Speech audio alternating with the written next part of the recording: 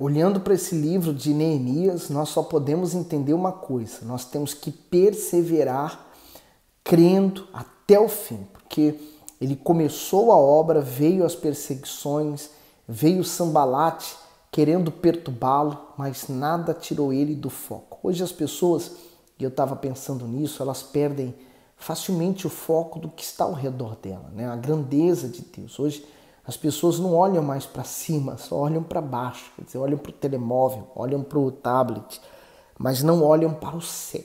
Quem criou os céus?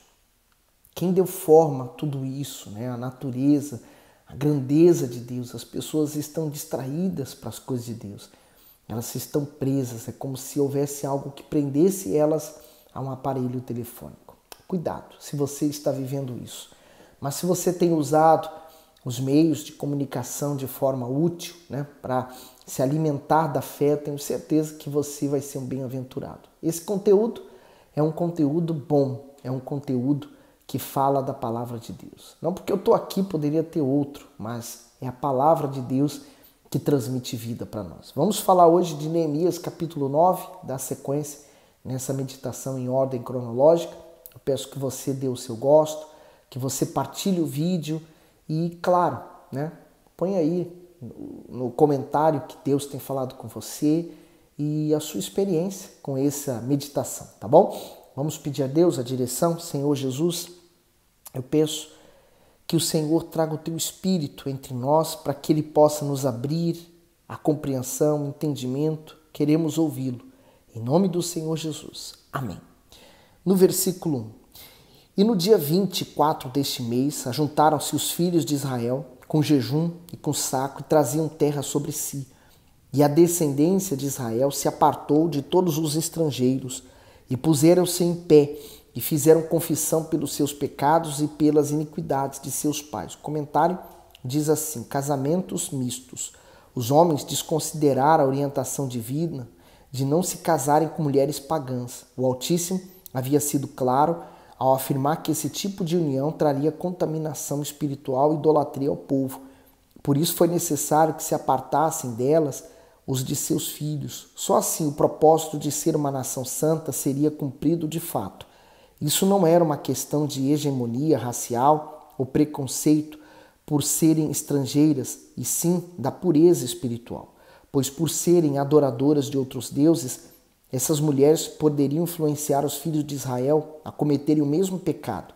Naquela época, houve a necessidade da separação. Porém, hoje, se uma pessoa que conhece o Senhor Jesus for casada com alguém que não o conhece, pode, por meio da fé e do seu testemunho, ajudar seu cônjuge a se converter a ele.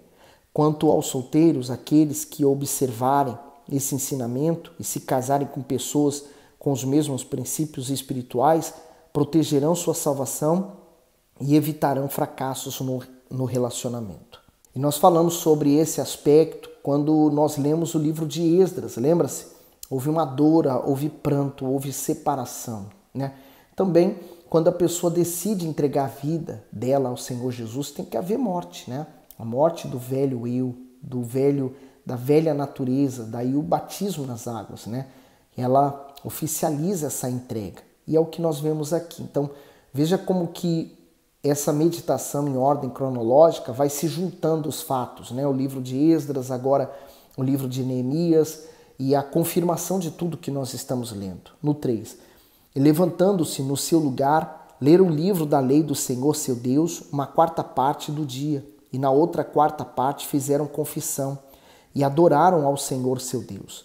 E Jesua, Bani, Cadmel, Sebanins, Buni, Serebias, Bani, Kenani se puseram em pé no lugar alto dos levitas e clamaram em alta voz ao Senhor seu Deus. E os levitas, Jesua, Cadmel, Bani, Asabneias, Serebias, Odias, Sebanias, Petaías, disseram: levantai-vos, bendizei ao Senhor vosso Deus, de eternidade em eternidade, e bendigam o teu glorioso nome, que está exaltado sobre toda bênção e louvor. Só tu és, Senhor, tu fizeste o céu dos céus, e todo o seu exército, a terra, e tudo quanto nela há, os mares e tudo quanto neles há, e tu os guardas convida a todos, e o exército dos céus te adora. Tu és o Senhor, o Deus, que elegeste Abrão e o tiraste de Ur dos Caldeus, e lhe puseste por nome Abraão, e achaste o seu coração fiel perante ti, e fizeste com ele a aliança, de que darias à sua descendência a terra dos cananeus, dos heteus, dos amorreus, dos perizeus, dos jebuseus e dos gigazeus, e confirmaste a tua palavra porquanto és justo. Então, só refrescando um pouco a memória, né? Há muitas pessoas que pensam que eles invadiram toda aquela terra do Oriente. E é um engano. Quando Abraão peregrinava, ele não fez guerra com ninguém por causa de terras. Ele a comprou. Ele comprou o carvalhal de Manre, por exemplo.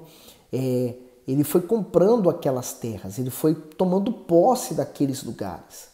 Mais tarde, quando os filhos de Israel então desceram ao Egito, muitos inimigos ocuparam a terra prometida. E aí você pode imaginar quem que inspirou eles a ocuparem aquelas terras, né? Então, por isso que quando Israel veio de volta para sua herança, a herança estava habitada por inimigos. E Deus mandou tirá-los de lá e acabou, porque ela pertencia ao povo de Deus. 9. E viste a aflição de nossos pais no Egito, e ouviste o seu clamor junto ao Mar Vermelho, e mostraste sinais e prodígios a Faraó e a todos os seus servos e a todo o povo da sua terra, porque soubeste que soberbamente os trataram, e assim adquiriste para ti nome, como hoje se vê. E o mar fendeste perante eles, e passaram pelo meio do mar em seco, e lançaste os seus perseguidores nas profundezas como uma pedra nas águas violentas, e guiaste-os de dia por uma coluna de nuvem, de noite por uma coluna de fogo, para lhes iluminar o caminho por onde haviam de ir. E sobre o monte Sinai desceste, e dos céus falaste com eles, e deste-lhes juízos retos e leis verdadeiras, estatutos e mandamentos bons.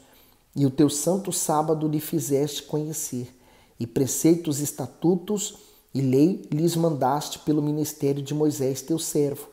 E pão dos céus lhe deste na sua fome, e água da penha lhe produziste na sua sede, e lhe disseste que entrassem para possuírem a terra pela qual alçaste a tua mão, que lhe havia de dar. Porém, eles e a nossos pais se houveram soberbamente e endureceram sua cerviz, e não deram ouvidos aos seus mandamentos, e recusaram ouvir-te, e não se lembraram das tuas maravilhas que lhe fizeste, endureceram a sua cerviz, e na sua rebelião levantaram um capitão, a fim de voltarem para a sua servidão. Porém tu, ó Deus perdoador, clemente e misericordioso, tardio em irar-te e grande beneficência, tu não o desamparastes. Ainda mesmo quando eles fizeram para si um bezerro de fundição e disseram, este é o teu Deus, que te tirou do Egito, e cometeram grande blasfêmia. Todavia tu, pela multidão das tuas misericórdias, não os deixaste no deserto. A coluna de nuvem nunca se apartou deles de dia, para os guiar pelo caminho, nem a coluna de fogo de noite para lhes iluminar, e isso pelo caminho por onde haviam de ir. O comentário daqui diz assim: recusaram ouvir-te, devido à multidão do pecado. Israel poderia ter sido aniquilado por Deus, mas esse nunca foi o seu desejo. O amor divino retardava a sua ira para não destruir a nação. Porém, ele precisou recorrer à disciplina por meio da escassez, da dor e do triunfo dos ímpios, com a única finalidade de trazer o seu povo de volta para si. Somente o arrependimento traz o perdão e a reconciliação. O maior prazer do Altíssimo é restaurar, restituir e fazer justiça aos seus escolhidos. Nós vamos ler em Malaquias, ele fala, eu sou o Senhor e não mudo.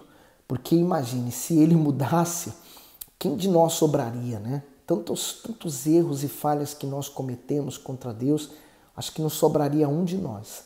Agora seguindo para o 20. E deste o teu bom espírito para os ensinar, e o teu maná não retiraste da sua boca, e água lhe deste na sua sede. O comentário diz, a presença do Espírito Santo nos guiando e nos ensinando prova o cuidado de Deus para conosco e mostra o quanto somos importantes para Ele. O Senhor é o Pai que disciplina, mas também que provê tudo o que mais precisamos. O maná concedido aos hebreus no deserto é um exemplo disso.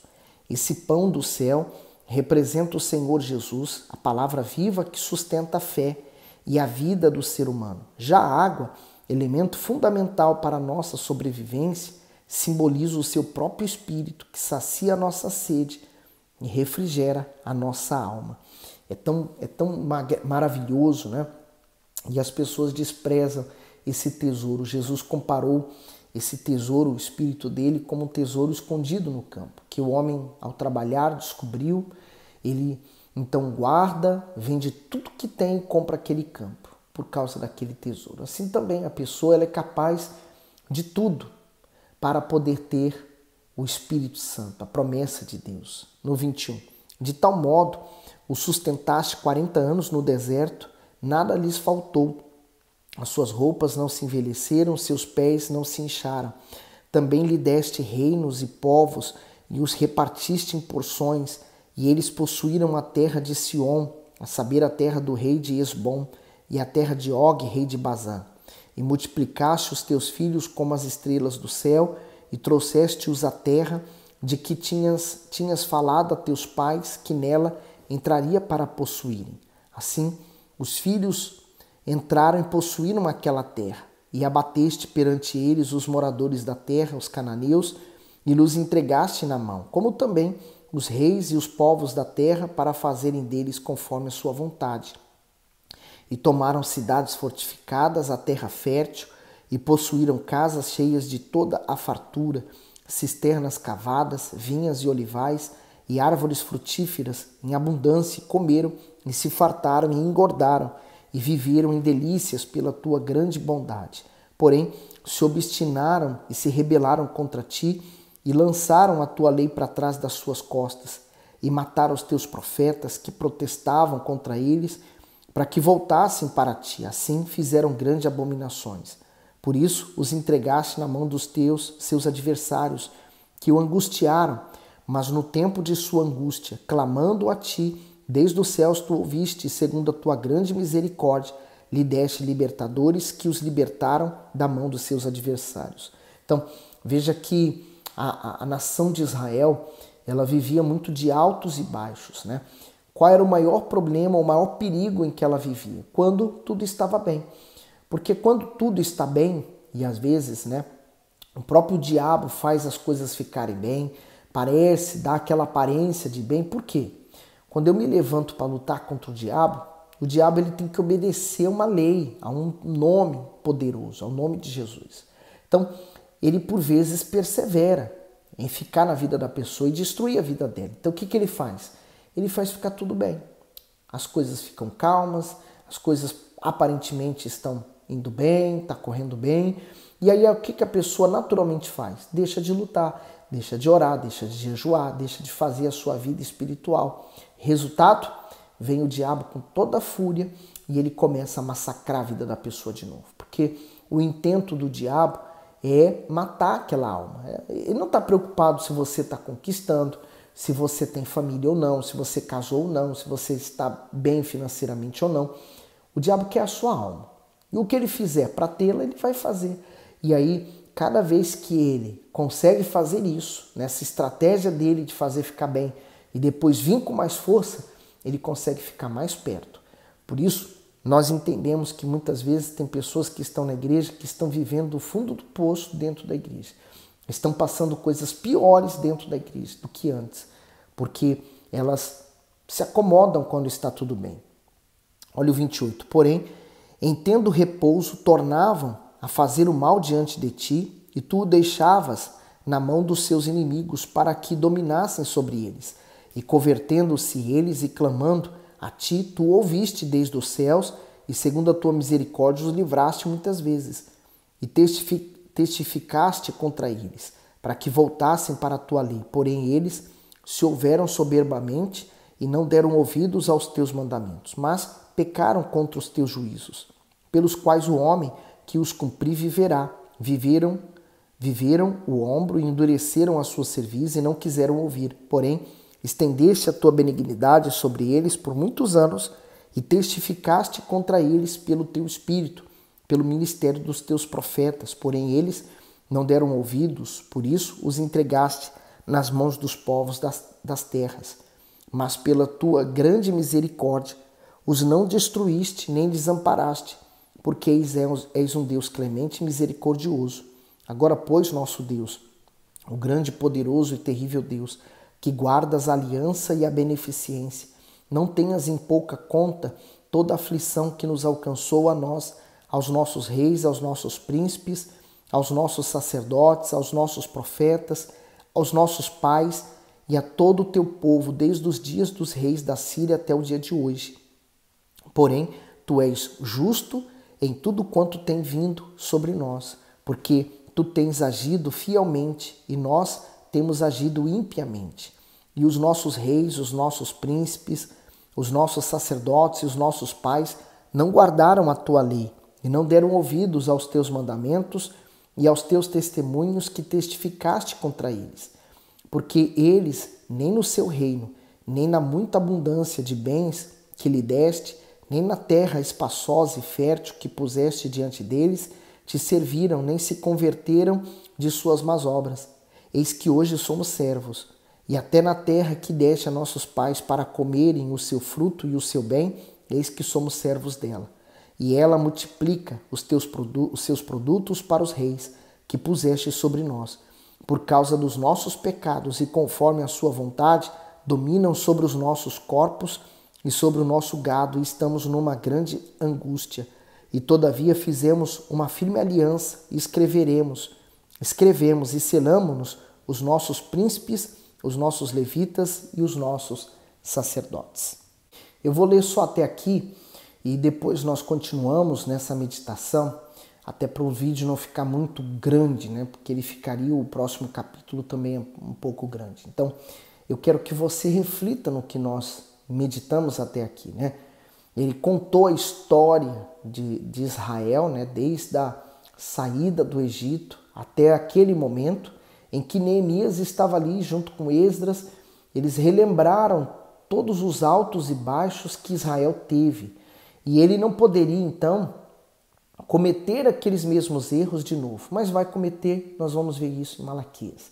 Bom, que o Espírito Santo venha falar a você, venha guiar você e fazer você lembrar de todas as coisas. Que o Espírito Santo venha guiar a sua vida, tá bom? Deus abençoe abundantemente.